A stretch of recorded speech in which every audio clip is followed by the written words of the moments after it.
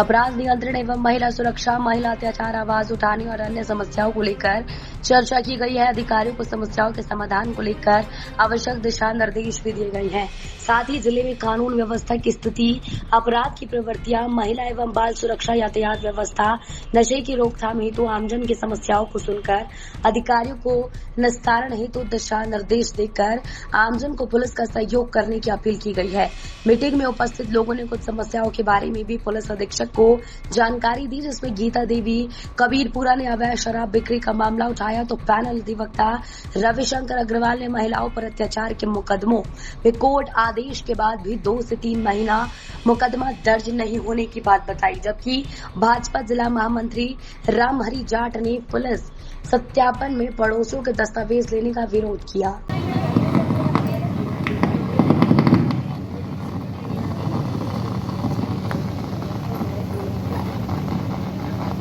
सम्मानित नागरिक बंधुओं, नारी शक्ति, आज हमें अपने आशीर्वचनों से लाभान्वित करने के लिए श्रीमान पुलिस अधीक्षक महोदय सवाई माधोपुर पधारे हैं।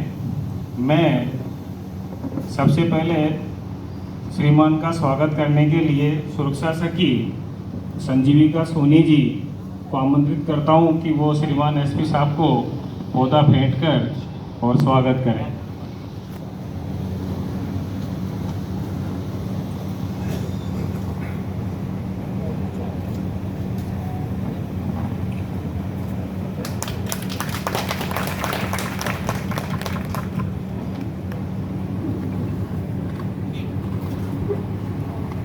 मैं श्रीमान पुलिस अधीक्षक महोदय से निवेदन करूंगा कि अपने आशीर्वचनों से हमें स्टाफ को और हमारे जो भी इलाका थाने के नागरिक बंधु हैं उनको लाभान्वित करें।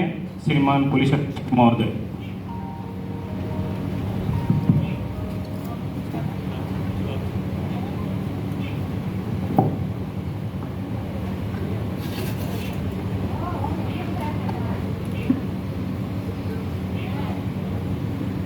थाना खंडार, सर्कल खंडार के हमारे समस्त पुलिस के परिवारजन और थाना इलाके के आप सभी लोग, सुरक्षा सखी हैं, हमारे सीएलजी सदस्य हैं, पुलिस मित्र हैं, बच्चे दिख रहे हैं, मुझे पता नहीं बच्चे बोर ना हो जाएं, पुलिस के कार्यक्रम में आ गए हो।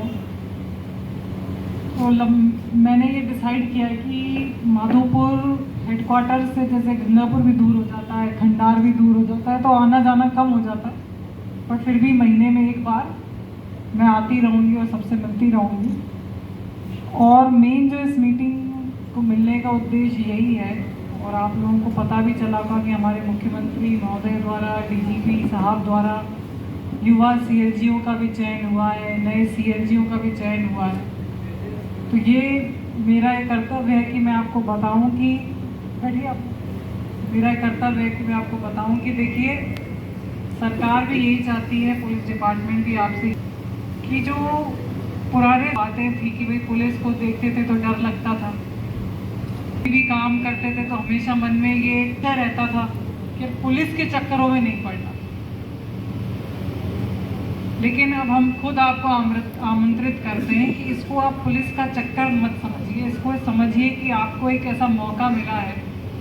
जब हम घर पे होते हैं और आपस में हम जब डिनर करते हैं, लंच करते हैं, तो आपस में बातचीत सभी लोग करते हैं, हमारे घर में भी यही बात होती है, ये ठीक नहीं है, ये ठीक हो सकता है, मैं पुलिस में होता तो ये करता, होता है कि नहीं। तो आप सभी को हम ये मौका देते हैं कि आप अपनी कॉलोनी, अपना मोहल्ला, अपना बीट, अपना गांव, आपको जो चीज़ें सुधार योग्य लगती हैं, आप बिल्कुल बेझिझक होकर नैतिक जिम्मेदारी समझते हुए हमारे पास आएँ, और बिल्कुल हम जो भी उसमें कर सकते हैं, जो बेस्ट हम कर सकते हैं, उसमें पूरी तरह आपको हमारी तरफ से कभी कमी नहीं दिखेगी। और ये इसलिए भी